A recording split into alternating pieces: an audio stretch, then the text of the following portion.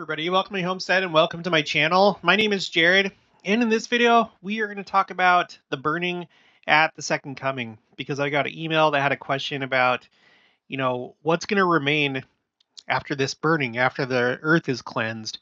Are there going to be any animals, plants, buildings, infrastructure left?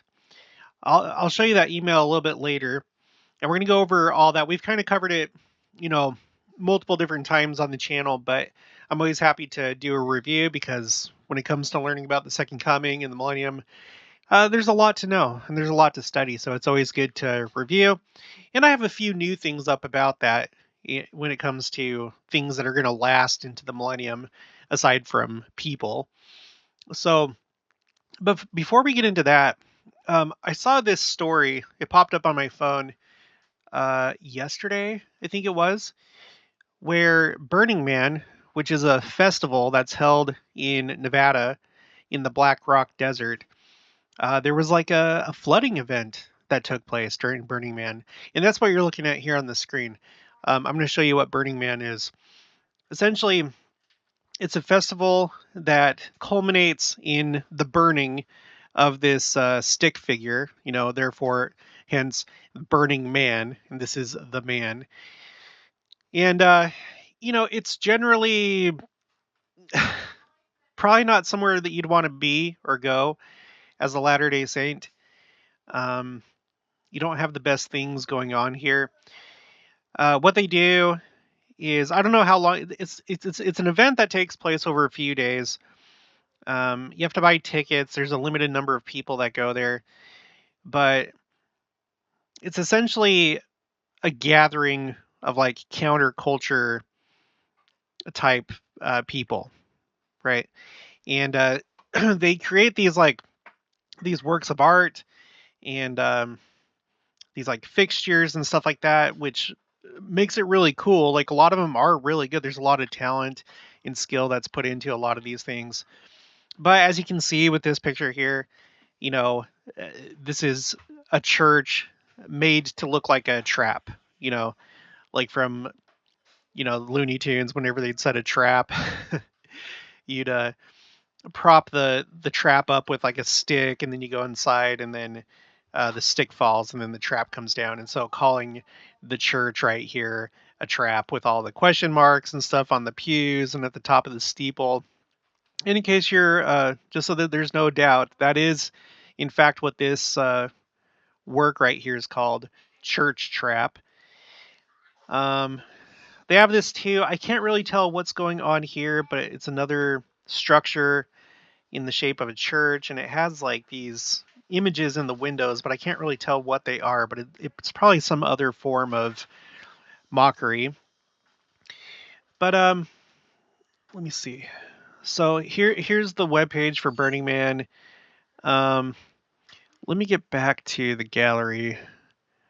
Let's take a look at a few more pictures here in their photo gallery, just so you can get, an idea of what's going on here. So these are like the different things that they create. It's out in the desert, out in kind of like I don't think they're salt plains. It's like mud flats or something like that. But it's like a nice, really flat area. It makes for some pretty surreal imagery. And you have a lot of like steampunk type stuff. Like this is right here, steampunk style. But just anything that looks or feels counterculture, that's essentially what this event is about. And I'm not going to lie. I think some of it does look really, really cool. Like, I'm not going to just throw it completely under the bus, but it's basically the spirit that's out there, and it's not a good spirit. No doubt there's probably good people that attend this that are just, they don't know where to find the truth, and they haven't come across it in their lives, so they have friends that attend things like this, and, so we can't judge everybody that goes here. People can always change, but in general, like I said, there's probably not the best spirit at this place, and a lot of bad things that go on here that I know of. Okay, so this is what happened over the weekend. Okay, Burning Man 2023 live. New details revealed about festival death as organizers plow on with final plans. Okay, let me read you some of the details here. New details have been released about the death of a man at the Burning Man Festival after 70,000 attendees were trapped on the site in the midst of an unexpected storm. So these people were like stranded out in the desert. And I'm going to show you where this is at in just a minute. Burning Man descended into chaos over the weekend as severe flooding left thousands stuck on site. The entrance was closed, and revelers were urged to conserve water, food, and fuel. Officials revealed on Saturday that one person had died in the Nevada Desert Festival. On Sunday, Burning Man Communications said in a statement that the death was, quote unquote, unrelated to the weather. The Pershing County Sheriff's Office is still investigating the death. Meanwhile, Burning Man said that the site is expected to open on Monday morning, though obviously weather dependent. The festival is also plowing on with plans to burn its iconic effigy, so, the Burning Man, later today after it was postponed due to the severe rain and flooding. Okay, so let's take a look where this is at. So let me zoom out. Okay, if you're not familiar with the United States, Nevada is to the west of Utah. Nevada is also the state that has Las Vegas in the far southern part of the state. So you have Sin City down there, and then you have this annual gathering for Burning Man up here in the northwest. And Nevada is a pretty remote place. Like there's not a lot of people that live in Nevada. The majority live down here in Vegas, and then probably the next largest metro area would be Reno, Nevada. And then you have some other places too. But most of the state is pretty like arid and deserty and remote. And Burning Man takes place over here in the Black Rock Desert. And this is where it took place. So you can see there's not a whole lot around here. There's not a whole lot. You can see sulfur over here, but I'm willing to bet that... Oh yeah, there's a picture of sulfur. This may not even like be really a populated area. I don't know. There's the Allied Nevada Highcroft mine. Let's look at the satellite really quick. Okay, yeah, there's nothing here. There's nothing in sulfur. There is nothing except for dirt. Okay, and then over here you have Gerlach, which Gerlach itself does not look like there's a whole lot going on here. Let's take a look at Street View just really quick. And yeah, there's nothing. There's nothing here. I wouldn't exactly call this like getting back to civilization if you're like trying to escape Burning Man and get to where there's help. There's probably not a whole lot of help to be had in Gerlach. Okay, so all right, let's zoom out. Okay, so Burning Man over here, and the nearest help of any sort is Gerlach. And well, we just saw what Gerlach was like. All right, let's get back to this. I want to read some of this article from Newsweek. Neil Katyal details harrowing Burning Man escape. Neil Katyal, I hope I'm pronouncing that right, the former acting Solicitor General of the United States, has described his quote-unquote incredibly harrowing journey out of the Burning Man Festival. Tens of thousands of attendees were stranded after heavy rain turned the annual Counterculture Festival's site in Nevada's Black Rock Desert into a mud pit. Organizers closed the festival to vehicles and urged attendees to shelter in place until conditions improve, with some fearing they could be stranded for days. Authorities said they were investigating after one person died on Saturday, but provided few details about the fatality. One thing to keep in mind, you guys, is are these people prepared for several days if something goes wrong, like with food, water, things like that? I think some of them are. As you can see, like there's RVs, like some people come with their RVs, but you can't be out there for too long, without having to worry about that kind of stuff. And if you didn't come with an RV, hopefully you brought food and water with you to last for a few days. It's a deadly place. Okay, those stranded were asked to take shelter in a warm place and conserve food, water, and other supplies. In an update on Sunday evening, organizers said they were aiming to open, quote unquote, for Exodus, a curious term, on Monday, but a final decision on access will be announced at 9 a.m. local time. They earlier said people could walk about 5 miles from the festival site to the nearest town of Gerlach, where shuttle buses would take them to Reno.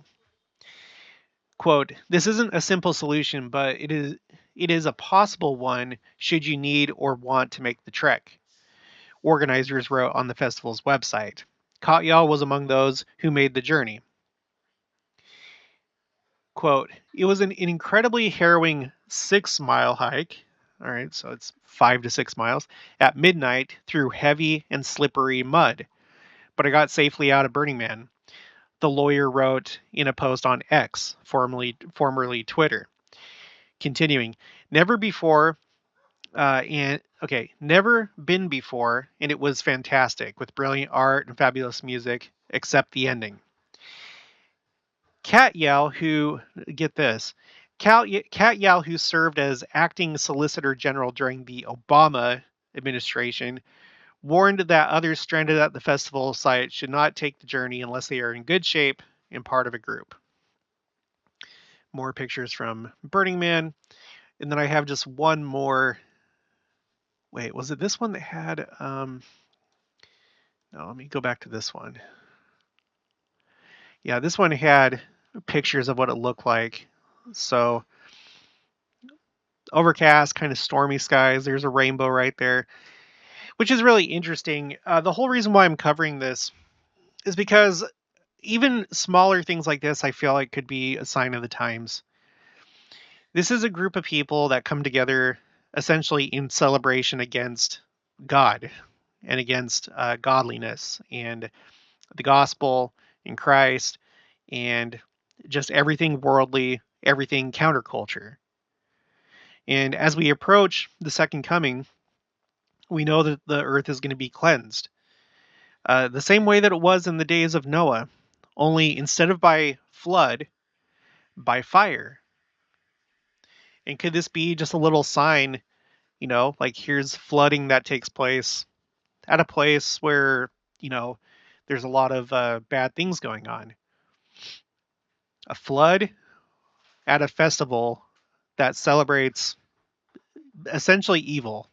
And I'm not going to say everything evil because, again, there's a lot of like incredible artwork that's actually appropriate. That's not, bad. And again, there are going to be some good people mixed in here. But in general, you have this flooding event at this festival not too long before the second coming. Maybe it's a warning of sorts, and it's like, yeah, here's the rainbow. That I promised that I wouldn't flood the earth with water again. But remember, there's still going to be a burning of the earth. Not just of a man, but the entire earth and all those that are counted among the wicked. Here's some more pictures, and that does look awfully upsetting.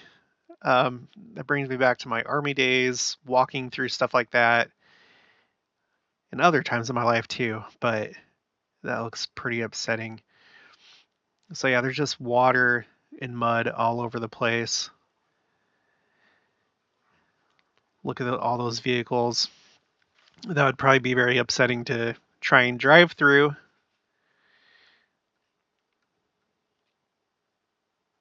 This, well, it's impossible to say, honestly. I saw a picture earlier today where there were guys wearing dresses. So this man or woman up to their ankles in this mud. Yep. And them too. These men or women, this man and woman or men or women walking through this awful situation. I'm grateful that the majority of them are okay. I'm glad that the death wasn't as a result of the weather. Who knows what it was from? Could be anything. But a very upsetting situation if you're there experiencing it. And then I wanted to read just a little bit from this. This is through Yahoo, but from BuzzFeed. And it's like this kind of weird article where it goes thing by thing. It's like okay, I'll just read it. Number one, this week, an estimated 73,000 people. 73,000 people descended upon Black Rock City, Nevada. And when they say Black Rock City, that's what they call the festival. It's not an actual city. It's like when they come together, this is now Black Rock City. Black Rock City, Nevada, to attend Burning Man, a countercultural event that encourages communal living, self-reliance, and art. Or you could say Satan's counterfeit. You know, we're going to be living the full law of consecration. When I say the full law of consecration, I'm talking about the United Order, where you actually get a deed for your property and you consecrate more than just time and talents, but actual assets and money, more than what you need or want to the church. Like, we're not living the full thing yet. But anyway, communal living, self-reliance. Self-reliance, that's a concept in the church. We're taught to be self-reliant. We're encouraged to develop our talents and skills. And, if you're one that is an artist, to try and develop that. Number two, was scheduled to run from August 27th to September 4th. September 4th is today. But the events have been derailed by heavy rains in the area. Number three, the National Weather Service suggested in a report that zero 0.8 inches of rainfall fell between Friday afternoon when it started and Saturday morning, per CNN. Number four, that's an estimated 2 or 3 months worth of rain for Black Rock during this time of year. And we've been seeing a lot of events like this where you have, multiple months or even years worth of rain within a very short time frame.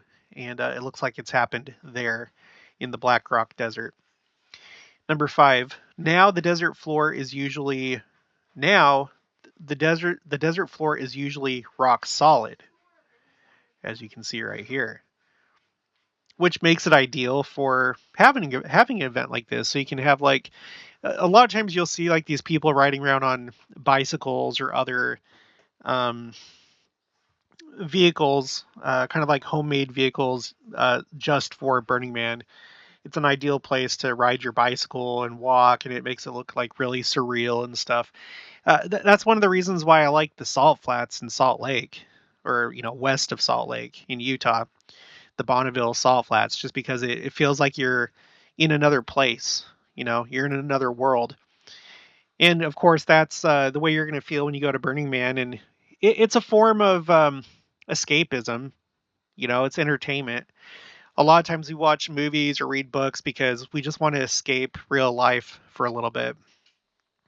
I think there's a problem, though, when you devote so much time and energy to live in a fantasy world.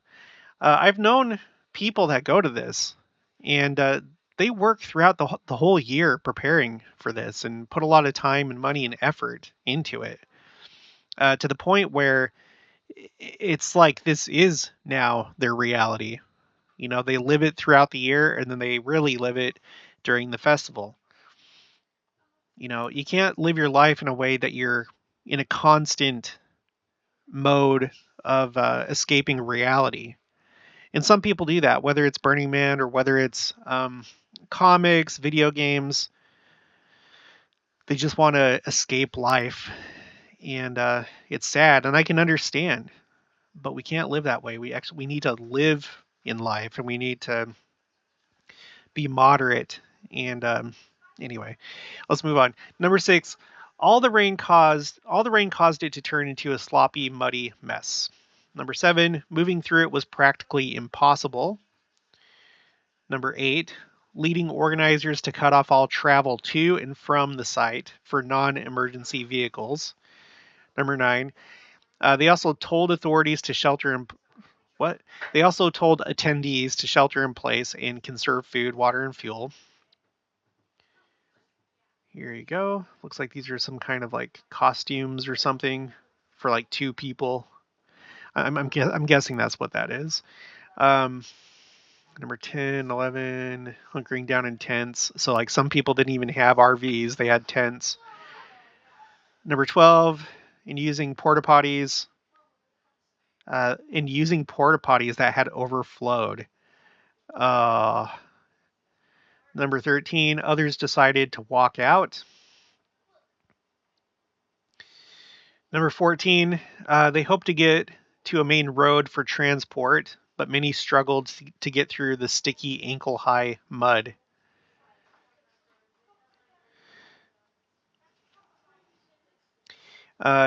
Number 15, 2 people described the trek as harrowing and quote-unquote pure hell. Now that's an interesting thing to say. And again, this is such a perfect example. If you're living a telestial lifestyle and suddenly disaster strikes, it's hard. Okay, if you're deep into it, okay, let's say that civilization is the church. Let's say that civilization is the gospel. It's a place where you find safety. The further you are away from that, the harder it's going to be for you to get back, or the more effort it's going to take. And then when something like this happens, then you're really in trouble. And that's the way that a lot of people are going to find themselves at the second coming. They're going to be far, far away from the church and being safe spiritually. And it's going to be, and that's kind of like where we're at right now. Hopefully, if you've stepped off the covenant path, hopefully you're making your way back and you are making this trek. And, because otherwise you're going to be stuck with everybody else. I don't know. I don't know if I'm articulating that the best. I've been having a hard time talking lately. It's been a struggle for me. But hopefully that makes sense. It's like you don't want to be caught away from the church when the second coming happens. You need to get away from that crowd. Okay, 16. Each step felt like we were walking with 2 big cinder blocks on our feet, one man told CNN. Oh, yeah, that would be upsetting. Number 17, sailing dudeless star, Bobby White added, quote, every time you step, you pick up more mud, and it's just really hard to move. There's absolutely no way you could move a vehicle through this right now.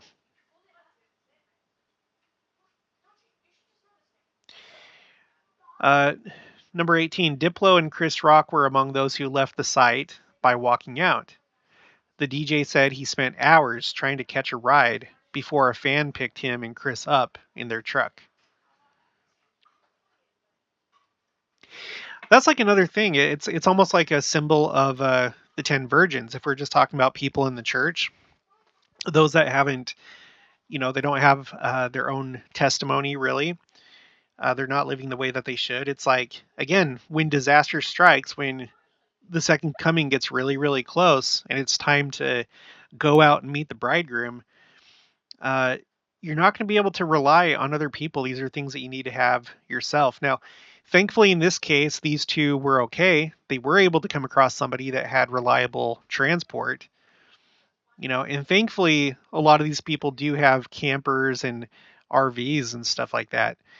But you need to make sure that you are prepared spiritually, because when the time comes, you are not, unlike in this case, you are not going to be able to depend on other people's testimonies and good works and worthiness. It's an individual thing. 19, back at camp, authorities said they were working to improve cell service and provide buses for those left stranded. Number 20, some people partied while they waited. Yeah, I guess you might as well make the best of a bad situation. Number 21, but please follow safety precautions. Number 22, it was reported that one person died over the weekend. 23, CNN also reports that more rain is expected Sunday. Oh no, I didn't read this part. Reports that more rain is expected Sunday afternoon. So that was yesterday. 24, sunshine is expected to return tomorrow. Okay, that's it for that. So, and I don't know, it's very fitting, that it takes place in this like very deadly place, because it's like when we think about the Dead Sea, and that's a place that no life can live. In the Great Salt Lake, well, I don't know about the Dead Sea, but in the Great Salt Lake, the only thing that can survive in it is brine shrimp, otherwise known as sea monkeys. But nothing can live. It's a dead place. It's a dead place, and when you live in sin, you are spiritually living in a dead place. Look at that. Here's Burning Man. They took pictures of it while it was going on, like satellite pictures. All right. So, and just really quick, I'm not going to be able to like really explain this very well, but maybe some of you have been following what's going on in Hollywood. So you have this disaster that's taken place here at Burning Man. So it very well could be symbolic in nature and a sign, but also there's issues going on in Hollywood, especially with Disney right now. Like right now with Disney. Let's look at their stock prices. So this is over the last day, not including today, but this is like Friday, because I don't think the stock market is open today because of Labor Day in the United States. I'm not sure. But anyway, this is what it looked like on Friday. Okay, this is the 1 day. Let's do the 5 day. You can see something very, very wrong happened right here on the 31st and the 1st. And what that thing was, I'm not going to go into all the minutia of it, but basically Disney and this cable company, Spectrum, I don't know the full name of the company, but they're called Spectrum. They had a disagreement about Spectrum carrying the Disney channels, because Disney wants Spectrum to carry all their channels, like ABC, ESPN, and whatever else they have, whereas Spectrum is trying to make it so that customers can pick and choose what they want. Anyway, so there were blackouts on those channels. So there were people that were expecting to watch college football on that day, and they weren't able to because it was on ESPN, and they were having this disagreement between Disney and Spectrum. But I think it's representative of a much larger issue and problem that's going on, both with Disney itself and then the rest of Hollywood. But this is the 5 month or 5 day. Here's the 1 month. Here's the 6 month. Here's the year to date. It's just keeps getting worse and worse. Here's the last 12 months. And then here is the 5 year. 5 years. And its lowest was March 20th of 2020. And that's when the pandemic started making its way into the United States. And that was like at the very beginning of the pandemic, essentially in the United States. And of course, a lot of investors were nervous about how that was going to impact things like the box office and other things. production of movies and entertainment as well. So, but back then, the stock price was at $85.98, and look at it. Look what it's at right now. It's at $81. So from 85 to 81. So they're right now. The stock price is lower than what it was at the beginning of the pandemic. And then if you go to the max, you basically have to go to, right about here, maybe around May of 2014. So it's almost like 10 years now. So things are not going right at Disney. And a lot of it, I think, I listen to a lot of other guys that cover this in more detail and understand it better. But basically, just Hollywood is broken. They keep putting out things that are um, repellent, repugnant, evil, things that even worldly families, like good worldly families, don't want to see and they don't want to consume. My understanding is that Disney Plus, Disney's streaming service, is not doing well at all. It's doing bad. It's doing really bad. They're counting on things like Star Wars to bring money and to bring in people, but no one's really watching it. The views keep going down, and this is according to what do those guys say? Samba TV. Uh, I guess like they somehow have the viewing numbers and they report them, whereas you can't get the numbers anywhere else. And Disney Star Wars just keeps going down and down and down and down, and as well as everything else, because they keep pushing these, woke ideas and philosophies in incorporating those into their TV shows and movies, and it's pushing people away. And also, they're having issues with park attendance at their theme parks. That's going down.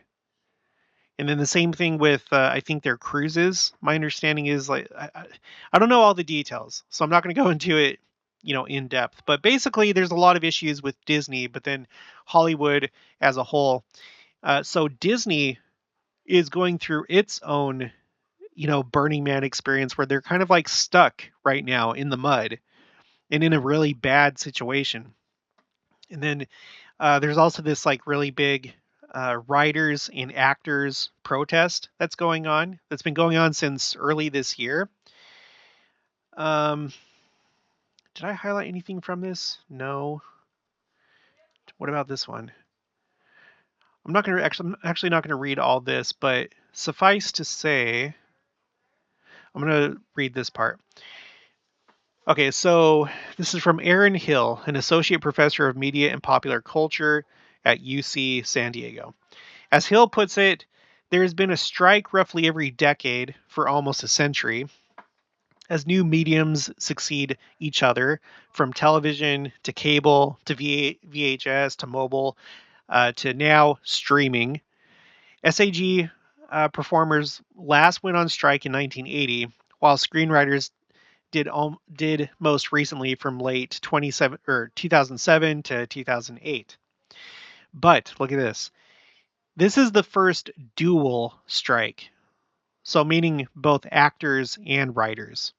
This is the first dual strike since 1960, when the WGA and what was then just SAG, more on that later, collectively shut Hollywood down for about 6 weeks. Those strikes resulted in union members getting health care and pensions and okay, blah blah blah. Well, what I read, now this is kind of an older article. This one's from July, but this is still going on right now. We're now in early September, and I don't have the article up still, but there was an article that was saying that they think that this is probably going to go not well. It's going to go into at least the first part of 2024. So this is like a big one. This is a big one. So anyway, I just wanted to bring that on your radar in case you didn't know. a lot of things going wrong in the world, just all across the board. A lot of things are just like broken. Okay, so for the next half of the video, let's talk about this email that I got from Stephanie Wall. Subject line, the temple will stand into the millennium. Hi, Jared. I went through your common misunderstanding spreadsheet. I might have missed the answer to this question, but I wonder if it has been covered.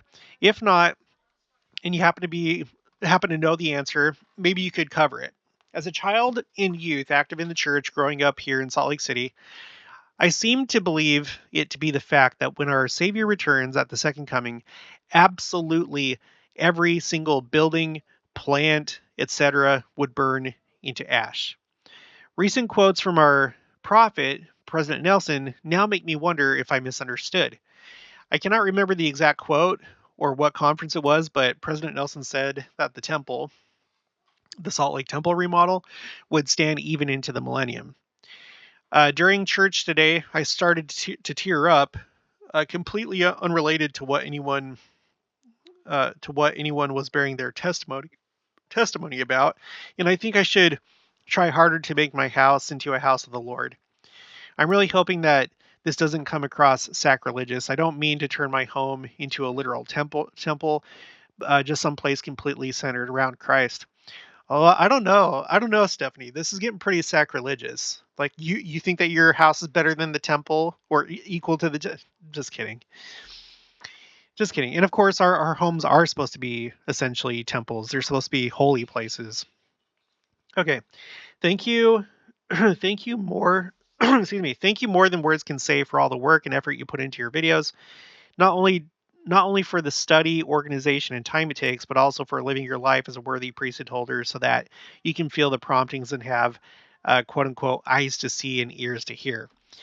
Without a priesthood holder in my life, I have learned to value this in others and never take it for granted. Until we one day meet, hopefully soon, during the millennium. Thank you, Stephanie. Such nice things to say, and I appreciate that. I'm glad that people get value out of my content. That's why I'm doing it. So, yeah, let's talk about this. What's it all going to be like? So, I have a bunch of different quotes pulled up, but we kind of need to start with this idea of what is the fire actually going to be like? You know, because I think that's the first thing that you have to understand. Is it like a fire that's going to sweep across every square foot of land across the entire earth, you know, and it's just going to burn every single thing? Or is it something else? So let's go to my quotes A through Z spreadsheet, and I'll show you what I have. Okay, so I'm just going to read this one just because it's the shortest one. I don't want to read all the scriptures, but I have this one from Hebrews 12:29. For our God is a consuming fire.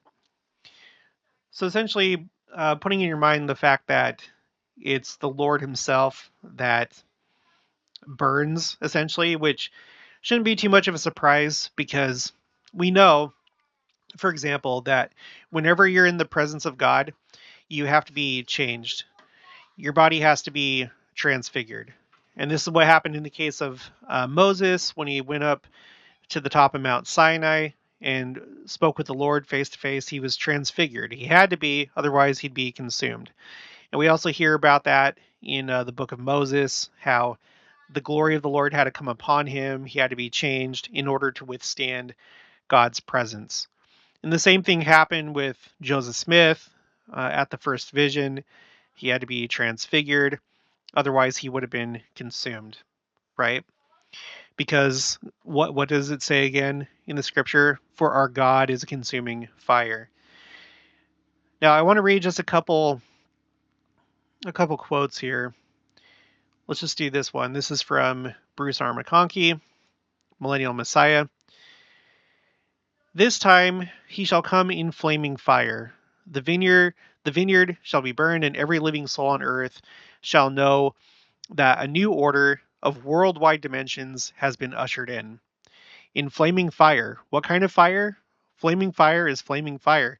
It is actual literal fire that burns trees, melts ore, and consumes corruption. So that's what he says. But then if you look at the church manuals, so for example, you have this one, Church Educational System, Old Testament Student Manual, 1 Kings to Malachi. On page 208, it says, Jesus Christ is a celestial being. Since the sun is typical of the glory of the celestial kingdom, the imagery of burning in fire that describes the second coming could actually be caused by the glory of Christ's person. And then that's said again in the Seminary Doctrine and Covenants Student Manual. It says here for D&C 299, or wait, sorry, no, okay, sorry. D&C 299, the wicked shall be burned as stubble. Is this passage figurative, or will the wicked really burn? President Joseph Fielding Smith said, "It is not a figure of speech that is meaningless, or one not to be taken literally when the Lord speaks of the burning. Although the scriptures we have, all through the scriptures we have the word of the Lord that at his coming the wicked and the rebellious will be as stubble and will be consumed. Isaiah has so prophesied.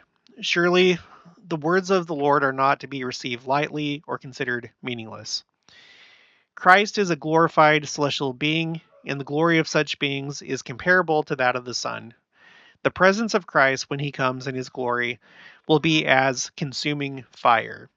The mountains will flow down at his presence, the elements will melt with fervent heat, the waters will boil, even the sun will hide its face in shame. The scriptures also talk about the time when devouring fire will be poured out upon the wicked. So, from this, it would seem that it has to do with his glory, in that it will actually cause fire, right? But at the same time, so that would like cause you to think, because you're like, oh, well, the waters are going to boil, the mountains are going to melt down. So like, what can withstand that? If you have a house on the mountain, it's a goner. It's going to be burnt up. Well, I'm not so sure that that's exactly going to be the case. I think that there is going to be a lot of changes on Earth. There are going to be, we've actually talked about some mountains that are melting right now. In the case of, for example, in the Alps, I can't remember the name of the peak, but there was in Switzerland, there was a mountain that the top of it was being held together by permafrost. And because the Earth is heating up, the permafrost melted, which was holding together like the rocks, like glue, and it melted, and so all the rocks fell down, and this peak collapsed. We've also been seeing a lot of mudslides. In fact, I think I saw one on social media. I want to say this was like in Draper, in the Salt Lake Valley. It may not have been Draper, I don't know, but there was a house in Utah that it was a really nice house, like an expensive house, and it was built kind of right next to the edge of, or like a kind of like a steep cliff. And I think what happened is there was a lot of rain and it saturated the soil, and that house ended up falling down the cliff. It was destroyed. There was like not so much a sinkhole, but basically the soil could no longer support the weight of the house, and it fell down the cliffside. At least some of it did.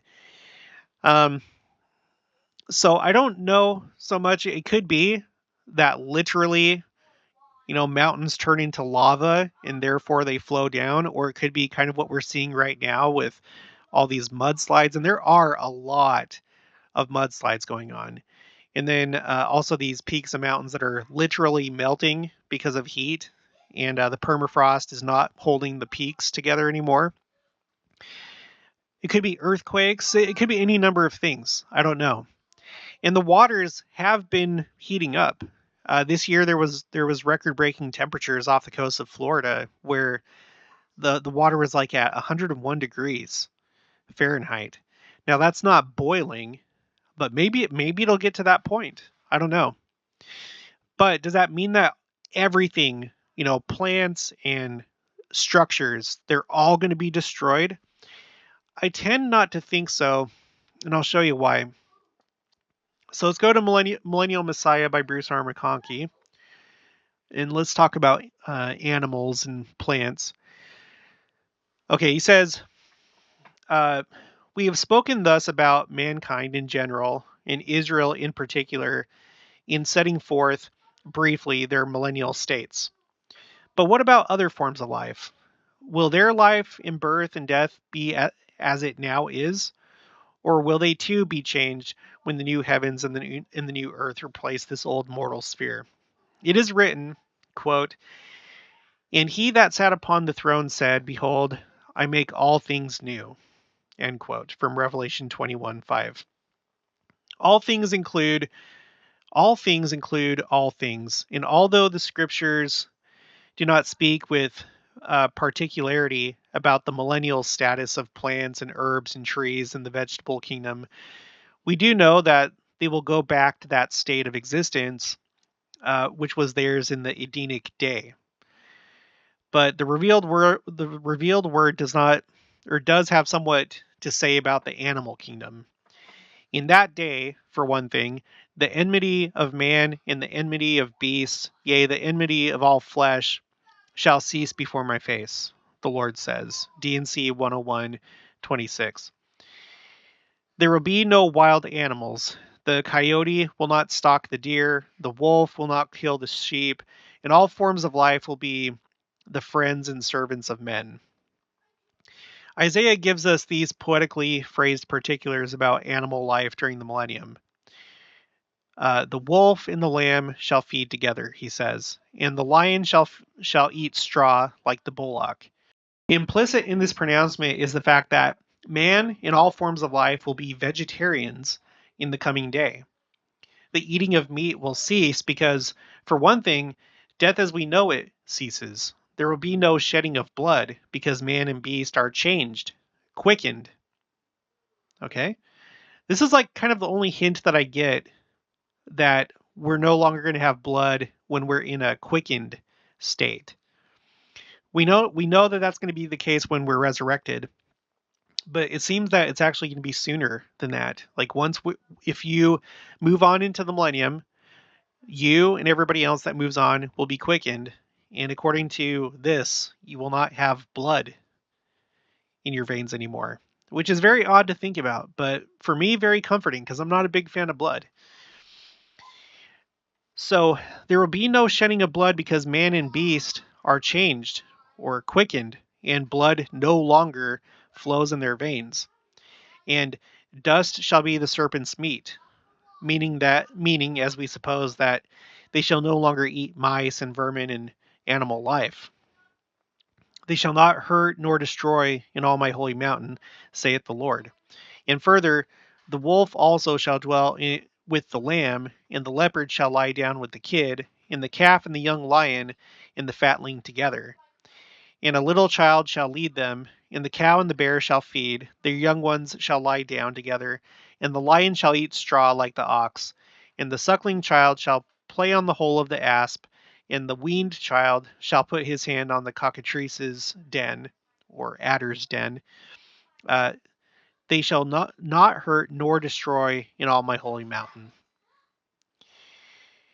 Having spoken thus about the millennial state of a man in all forms of life, we are ready to consider. Okay, no, I didn't know exactly where to stop on that, but so definitely animals, and I would imagine plants too. It seems like just all life that is worthy to move on into the millennium is going to be quickened. So, and if we're to read this literally, if you're going to have lions eating straw like the bullock, well, straw is a plant, so there has to be plants. And then if we're going to continue eating and be vegetarians, again, there's going to have to be vegetables and fruit and grains and stuff like that for us to eat. So as far as plants go, no, I don't think it's going to be burnt. I think the vast majority of it will probably continue on into the millennium. All right, now let's go on to talk about temples. So I just did a quick search using the scripture citation index, and this is what I found. Okay, so this is from President Gordon B. Hinckley, April 1997. May we be faithful and true. He says, though I live with it, this matter of temple construction is a thing of awesome wonder to me. We are trying to build in such a way and in such places across the world that these houses of the Lord may stand and serve through the millennium. So it would seem that according to Gordon B. Hinckley and church leaders, temples are intended to survive through the millennium. So when you think of a place like, let's see, LDS, Draper Temple, or let's see, Draper, Utah Temple. Let's go to the Wikipedia article. Okay, so here's the Draper, Utah Temple. And as you can see, it's on the foothills of a mountain. So if the mountains are going to flow down, if they turn into lava, for example, either the Draper Temple is going to be miraculously saved from the lava, or just in some other kind of way, the mountains are going to be made low. But the intention is that the temple will survive into the millennium. And I think that would extend to other buildings too. I haven't seen anything to indicate that the temples are going to be miraculously saved, just that they've been constructed so that they'll last a long time. And I think that's because, they're made of stone, for example. They're not wood structures. There are different materials in there, and there's periodic renovations and stuff like that. But the main structure of, I think, pretty much all temples, for the most part, is stone, and stone lasts a long time. There's also another thing to take into consideration. I know that when it comes to temple locations, they have to be approved by the first presidency, if not the prophet himself, but I think the first presidency altogether. Uh, my understanding is that there will be different sites that are proposed. They'll be like studied and then um, proposed or given to the first presidency for consideration. But ultimately, is the first presidency that has to decide which one they're going to pick. Uh, After, I guess, prayer, like praying about it and stuff. And maybe that has to do with making sure that temples are built. Well, there's probably different considerations, like what's going to be best for the people that attend that temple, for one. But maybe number two, maybe to make sure that it's in a spot that's safe when all these changes take place. I don't know. It's just something to think about. And then more famously, you have President Brigham Young in the Journal of Discourses. This is 1867, so this is before the Salt Lake Temple was finished, which I think it was 1893. I think that's the year when it was dedicated. So this is well before that. Brigham Young says, we have commenced a temple that I want to see stand 1,000 years when the earth rests. We do not calculate that building will fall down. Oh my gosh, I was so distrustful about the foundation. There were so many things about it I did not like that we took it up and had to commence it again. We have got started now, and I think it is safe. When the temple is built, I want it to stand through the millennium, in connection with many others that will yet be built, that the elders may go in and labor for their dead who have died without the gospel, back to the days of Adam. So it's interesting because he talks not only about the Salt Lake Temple, but other temples as well, to last into the millennium. All right. Um, Now, I want to finish with this. This is from BYU, Idaho, Satterfield. And it's a collection of scriptures and quotes, all having to do with the second coming and the millennium. I'll put the link for this in the description below. It's pretty rich in really good quotes, and I'll probably refer to this in the future and probably copy some of this onto my own spreadsheets. But I thought it'd be helpful to kind of read some of these quotes under the section called "Cleansing of the Earth at the Beginning of the Millennium." Okay, George Q. Cannon. If the destruction of the wicked among the Nephites was necessary in order to bring about a reign of peace and righteousness for 3 or 4 generations, do you not think that there will have to be great and overwhelming destructions to cleanse the earth of the wicked and to lay the foundation of 1,000 years of peace and righteousness? Will wickedness be allowed to flourish? I tell you, no. Now, this is an interesting thing to think about, because we know that when Christ came to the Nephites, um, that event was essentially a foreshadowing and a parallel event to the second coming. And in that case, there wasn't burning that we know of anyway. There wasn't like burning because of Christ's glory coming to them, but there was a lot of destruction, but it didn't like destroy everything. But there were entire cities that were destroyed. Mountains were laid low. There was like all sorts of changes on the surface of the earth. So maybe it's going to be just a similar thing at the second coming. Just a lot of changes to, um, the Earth's topography and stuff like that. Anyway, continuing, the wicked will be destroyed according to the words of all the prophets, and the righteous only will survive. There will be a cleansing of the earth from the wicked as great in its place as the cleansing of the earth by the flood that came in the days of Noah. Though this time it will be by fire. Malachi says that the day will come when the wicked shall be ashes under the soles of the feet of the righteous. Already, as I have said, you can see the operation of this cleansing process among us.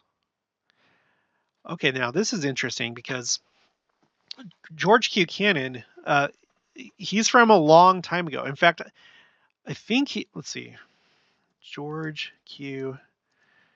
Cannon, Wikipedia. I think he was like first counselor to Brigham Young.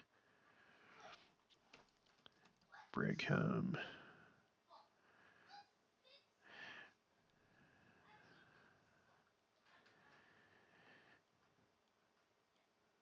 I'm not entirely sure, but let's see. And served in the first presidency under 4 successive presidents of the church: Brigham Young, John Taylor, Wilford Woodruff, and Lorenzo Snow. Okay, so he was in that crowd, but as far back as Brigham Young. So let me read that again, what he just said. He said, "The wicked are gradually being purged from among us." Okay. Well, before that, already as I have said, you can see the operation of this cleansing process among us. The wicked are gradually being purged from among us. It is not very perceptible. We have got to think about it and call it to mind to become aware of it, but we can become aware of it if we reflect. And this will be more and more the case as the power of God increases and the responsibility of the Latter-day Saints becomes greater. Now, that's kind of an interesting little statement because, and he doesn't really specify if he's talking about people like passing away, dying of different things, or if it's just people falling away from the church. But in some kind of way, even all the way back then, there was like a purge that was going on, and I guess still is going on. In that it's happening gradually, right? And that it's not very perceptible. And I think the reason why is because, well, if it's somebody that passes away, Usually you never want to say anything bad about that person because you care about them, their family members, so on and so forth.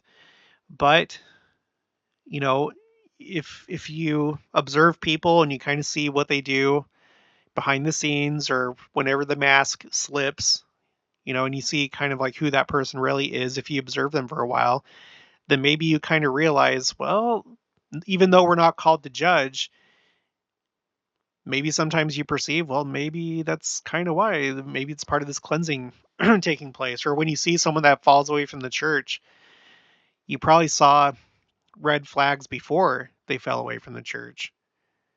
There's people that never want to acknowledge um, bad behavior or wickedness in other people because you're afraid of people saying that you judge. And you shouldn't go around, you shouldn't, you know, trash another person's character or declare judgments on somebody. But I think that you can still perceive reality and not be ignorant of how a person acts and who they seem to really be on the inside. So you don't judge, but you're aware of those things, and then when you see them fall away from the church or whatever else, then maybe you know what's actually happening. I think that's what he's referring to. Okay, continuing. Therefore I am looking for destructions and for judgments. I am looking for the cleansing power of God among us as well as among the nations of the earth, in order that the foundation of that great and glorious time shall be laid when Jesus shall reign upon the earth. All right, the next one is from Joseph Fielding Smith. When the reign of Jesus Christ comes during the millennium, only those who have lived the telestial law will be removed. The earth will be cleansed of all its corruption and wickedness. Those who have lived virtuous lives, who have been honest in their dealings with their fellow man, and have endeavored to do good to the best of their understanding, shall remain. You guys, do not live a telestial law. Do not do it. Do not commit adultery. Do not consume things like pornography. Do not go to the casino. Do not, and also be careful. Even if you don't do those things, be careful how you treat people, because you could appear like you're doing everything right, but in reality, you are a manipulator, a controller, an abuser, um, whatever. I'm just saying. I'm not judging. I'm just saying you want to make sure that when the second coming happens, you're not living a telestial law. And our best assurance is to make sure that we have a temple recommend, but beyond just having a temple recommend, like honestly being worthy of that temple recommend, on top of that, actually being that type of person, not just doing it in a hollow way, where it's like, oh yeah, I got a temple recommend. Yeah, you may technically have a temple recommend, but are you living worthy of that? That's between you and the Lord. All right, the next one is from The Way to Perfection. Let's see. The Way to Perfection book. Who's that by? Joseph Fielding Smith. Okay. When the millennium is ushered in, the earth is to pass through a cleansing. This will not be the final cleansing when the earth shall be consumed and pass away to be renewed again a celestial globe, but it will be the end of unrighteousness. All who have lived the telestial law, those that is, those who are unclean, they who are liars and sorcerers. Now remember, don't just think that it's sorcerers, whoremongers. It says liars. So people that don't live an honest life. Anyway, and we all lie, but if it's like a habit for you, if like that's how you live, you're always like deceiving yourself and others, yeah, that's probably not good. They who are liars and sorcerers and whoremongers and whosoever loves and makes a lie and who suffer the wrath of God on earth, and suffer the vengeance of eternal fire, shall be swept off from the face of the earth. All these will be cast down to hell, where they shall remain until Christ have subdued all enemies under his feet, and shall have perfected his work. During the 1,000 years, all these will be in this torment of mind, having ample time to reflect over their misdeeds and receive training in obedience to law, so that they may be prepared to come forth in the resurrection at the end of the world. It will be impossible for the people of this class to remain on the earth during the millennium, for they would be as much out of their element as a fish out of water. The changed condition of the earth, which will be of a terrestrial order during these 1,000 years, will be suited to the capacity of those of the terrestrial world, as well as those who have kept the celestial law, and they shall have part in the first resurrection. And then shall the heathen nations be redeemed, and they that knew no law shall have part in the first resurrection, and it shall be tolerable for them. But with those of the telestial order, this will not be so. They are they who are as stubble who shall be consumed when Christ comes, according to the words of Malachi. It is of this class the Lord speaks when he says, "For the hour is nigh, and the day soon at hand, when the earth is ripe, and all the proud, and they that do wickedly shall be as stubble, and I will burn them up, saith the Lord of hosts. The wickedness shall not be upon the earth, or that wickedness shall not be upon the earth. For the hour is nigh, and that which was spoken by mine apostles must be fulfilled. For as they spoke, so shall it come to pass. For I will reveal myself from heaven with power and great glory, with all the hosts thereof, and will dwell in righteousness with men on earth 1,000 years, and the wicked shall not stand." The next one is from Millennial Messiah. It says, Enoch sought to learn from the Lord when the curse would be removed and when the earth would be blessed again. After he and his city had been translated, Enoch looked upon the earth, and he heard a voice from the boughs thereof, saying, "Woe, woe is me, the mother of men! I am pained, I am weary, because of the wickedness of my children. When shall I rest and be cleansed from the filthiness which has gone forth out of me? When will my Creator sanctify me, that I may rest, and righteousness be for a season upon my face?" How graphic and wondrous is this way of teaching, to let the very earth itself cry out for rest and blessings. And when Enoch heard the earth mourn, he wept and cried unto the Lord, saying, O Lord, wilt thou not have compassion upon the earth? Wilt thou not bless the children of Noah? And the Lord did then bless the earth to this extent. He decreed that life on its face should never again be destroyed by a flood, but the basic questions remained unanswered. And so Enoch yet cried unto the Lord, saying, When the Son of Man cometh in the flesh, shall the earth rest? I pray thee, show me these things. He then saw the crucifixion, the convulsions of nature that attended it, the opening of the prison doors, and the reserving of the wicked in chains of darkness until the judgment of the great day. And again Enoch wept and cried unto the Lord, saying, When shall the earth rest? And Enoch beheld the Son of Man ascend up unto the Father, and call unto the Lord, saying, Wilt thou not come again upon the earth? I ask thee if thou wilt not come again on the earth. How great were the pleadings of this holy prophet to know what would be in the last days. And the Lord said unto Enoch, As I live, so will I come in the last days, in the days of wickedness and vengeance. And the day shall come that the earth shall rest, but before that day the heavens shall be darkened, and a veil of darkness shall cover the earth, and the heavens shall shake, and also the earth, and great tribulations shall be among the children of men, but my people will I preserve. Then the Lord told Enoch of the restoration of the gospel, the coming forth of the Book of Mormon, the building of the New Jerusalem, and the return of the original Zion, and gave him the promise that for the space of 1,000 years the earth shall rest. And it came to pass that Enoch saw the day of the coming of the Son of Man, in the last days to dwell upon the earth in righteousness for the space of 1,000 years.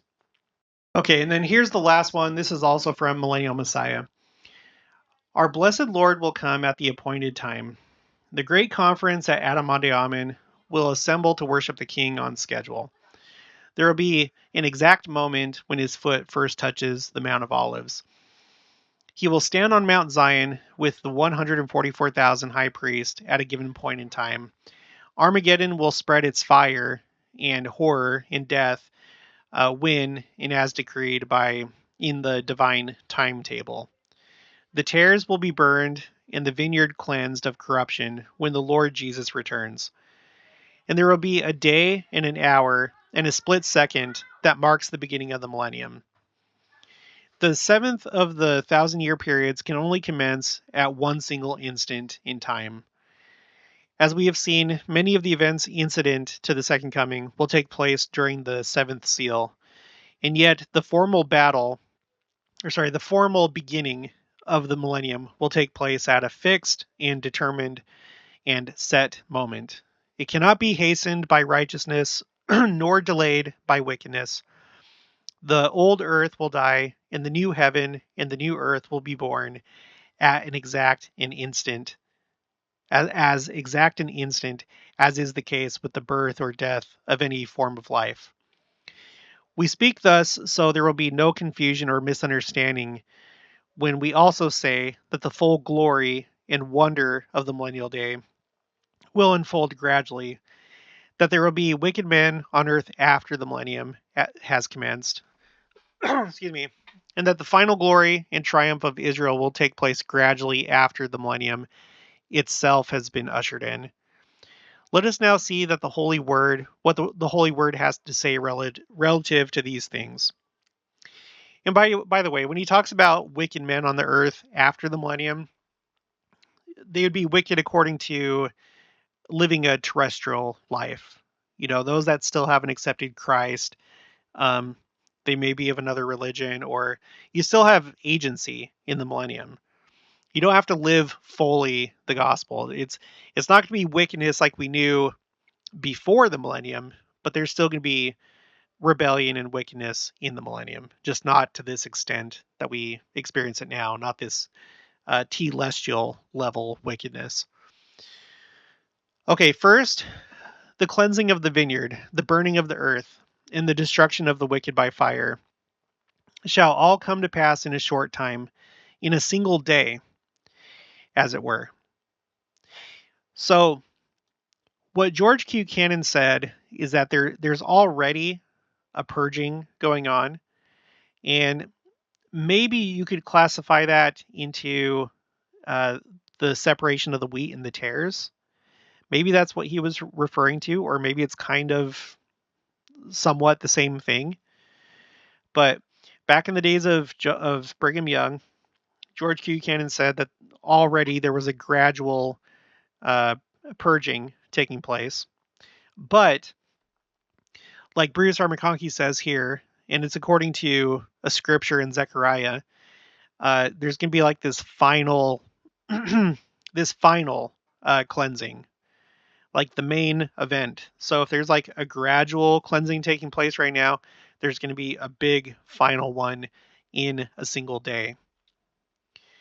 All right. So he continues, he says, and then there will be but few men left on the earth.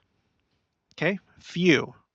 We don't know how much that is, but I think that we could take him at his word, and that's what we can probably expect. All right, continuing from Zechariah 3:19. I will remove the iniquity of that land in one day, the Lord told Zechariah. And in Isaiah, we find numerous prophetic expressions phrased in that imagery in which he also excelled, or in which he so excelled. Quote, many houses shall be desolate, even great and fair without inhabitant.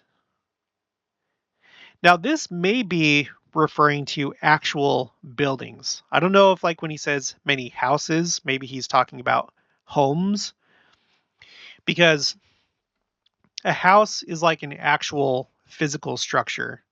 A home is more the relationships, the people and the relationships that dwell within a house. Does that make sense? So I don't know if he's talking about households or if he's talking about homes or if he's talking about actual physical structures, houses. But he says, many houses shall be desolate, even great and fair, without inhabitant. So to me, that kind of sounds like actual houses, like empty houses, because the people living in them were living a telestial law, and so they were cleansed off the face of the earth. Those sent to raise the warning voice to the world are to do so until the cities be wasted without inhabitant, and the houses without man. Well, this one is saying houses without man, and the land be utterly desolate, and the Lord have removed men far away. Yeah, I think he's talking about actual houses, and I don't think he's talking in a metaphorical way. Okay, in the day of the Lord's coming, the light of Israel shall be for a fire, and his Holy One for a flame, and it shall burn and devour his thorns and his briars in one day, and shall consume the glory of his forest and of his fruitful field, both soul and body, and they shall be as when a standard bearer fainteth. And the rest of the trees of his forest shall be few, that a child may write them. Behold, the Lord maketh the earth empty, and maketh it waste, and turneth it upside down, and scattereth abroad the inhabitants thereof. The land shall be utterly emptied, and utterly spoiled. Therefore hath the curse devoured the earth, and they that dwell therein are desolate. Therefore the inhabitants of the earth are burned, and few men are left. Who can doubt that there will be but few men left at the beginning of the millennium? Says Bruce R. McConkie. The prophetic word that sets forth what is to be during the millennium speaks of new heavens and a new earth, wherein dwelleth righteousness. It says that every corruptible thing shall be consumed, that when the vineyard is burned. And yet the prophet Joseph Smith said, there will be wicked men on the earth during the 1,000 years. The heathen nations who will not come up to worship will be visited with judgments of God and must eventually be destroyed from the earth. Taken together, these concepts mean that wickedness that is telestial in nature. Okay, sorry. Taken together, these concepts mean that wickedness that is telestial in nature, wickedness that consists of living after the manner of the world, that wickedness which is carnal, sensual, and devilish by nature, all such shall cease. Those who live will be destroyed. They are the tares of the earth. But wickedness is a matter of degree, and even those who are upright and decent by worldly standards, but who reject the gospel and do not worship the true God, are considered to be wicked by gospel standards. They are under the bondage of sin. They do not accept the message of the restoration and gain a remission of their sins in the waters of baptism. And by this ye may know the righteous from the wicked, and that the whole world groaneth under sin in darkness even now. Thus the divine word, as given by Zechariah, says that it shall come to pass in the millennial day that everyone that is left after Armageddon of all the nations who came against Jerusalem shall even go up from year to year to worship the King, the Lord of hosts, and to keep the the Feast of Tabernacles. And we actually talked about this recently, how there's going to be this requirement of the nations to keep the Feast of Tabernacles. And it shall be that whoso will not come up of all the families of the earth unto Jerusalem to worship the King, the Lord of hosts, even upon them shall be no rain. And if the family of Egypt go not up and come not, that they have no rain. there shall be the plague, wherewith the Lord will smite the heathen that come not to keep the feast of tabernacles.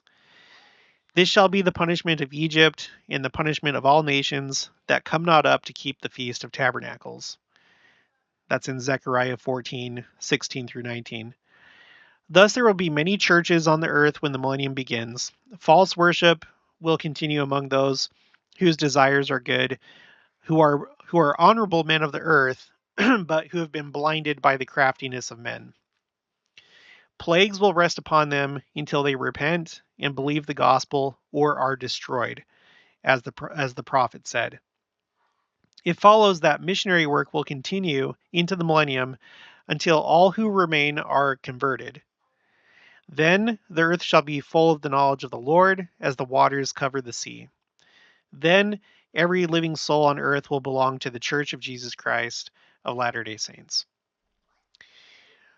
So, after reading all that, hopefully that answers your question. And I think that, well, my best understanding is that there's probably still going to be a lot of things that remain after the burning. I don't think that literally every single thing is going to be burnt.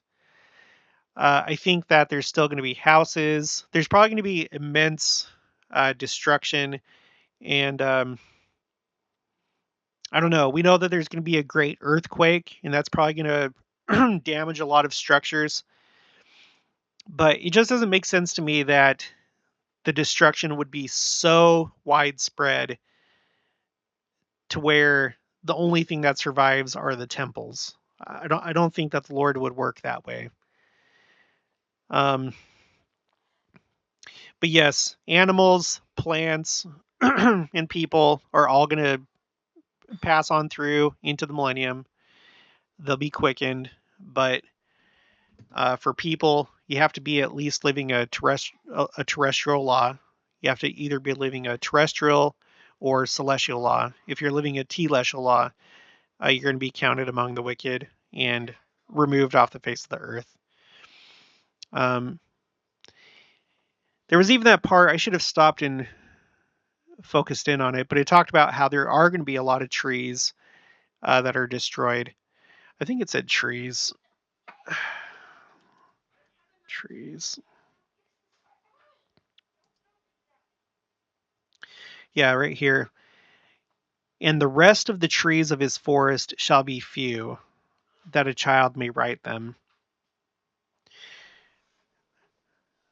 So, I don't know. I think that you could look at that both symbolically and literally.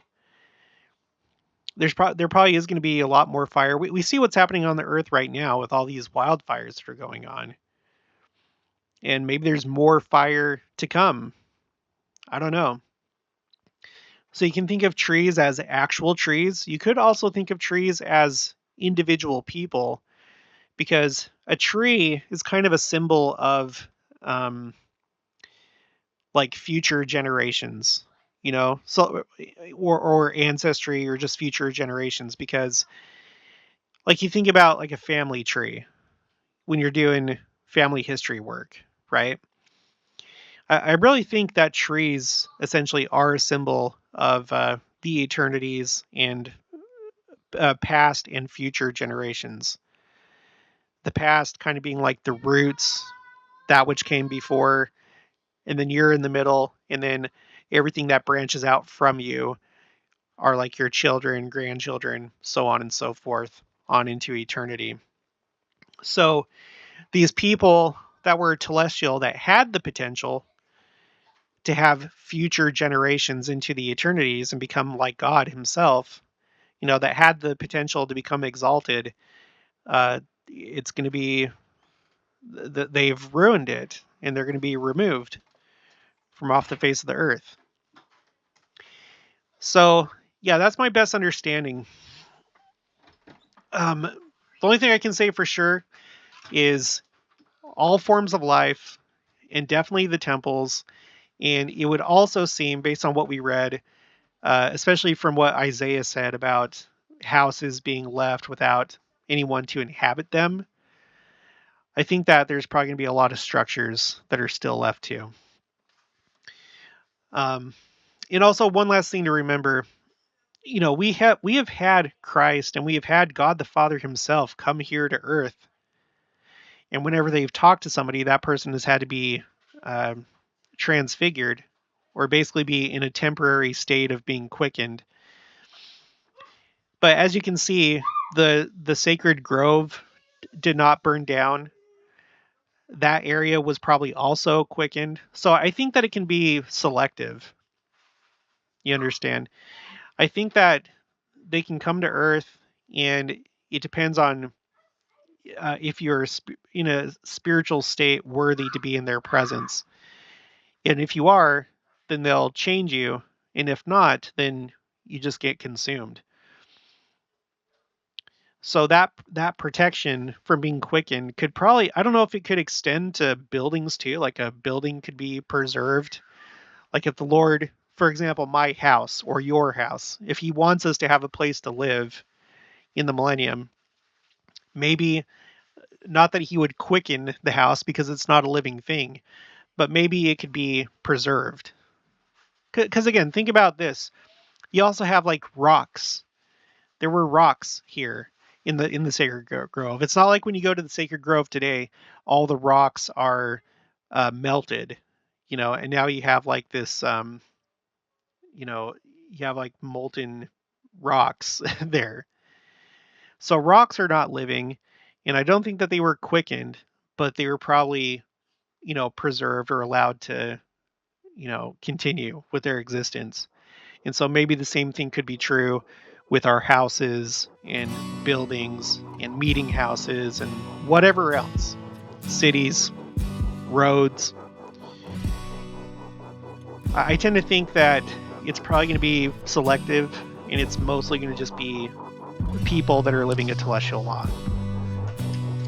All right, well, that's going to be it for this one. So if you haven't already, please make sure to subscribe. Like this video if you liked it. Leave your thoughts and opinions down in the comments below. Also, make sure to share it, and I'll talk to you guys later.